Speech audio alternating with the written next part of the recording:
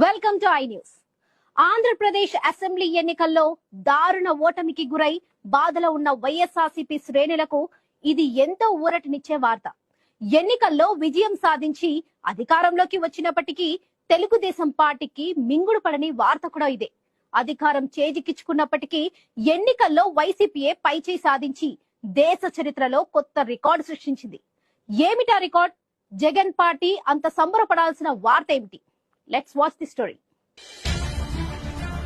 ఇటీవల జరిగిన ఆంధ్రప్రదేశ్ అసెంబ్లీ ఎన్నికల్లో తెలుగుదేశం నాయకత్వంలోని కూటమి అధికారంలోకి వచ్చి చంద్రబాబు ముఖ్యమంత్రి అయ్యారు. వైఎస్ఆర్సీపీ కేవలం 11 స్థానాలు మాత్రమే గెలుచుకుని కనీసం ప్రతిపక్ష హోదా కూడా పొందలేకపోయింది. ఈ పరిణామం తెలుగుదేశం శ్రేణులను అమితానందంలో, జగన్ పార్టీని నిరుత్సాహంలో ఉంచింది. అయితే తెలుగుదేశం పార్టీ అధికారంలోకి రాగలిగిన ఓ రాజకీయ పార్టీగా జగన్ పార్టీని మించలేకపోయింది. దేశంలోని అతి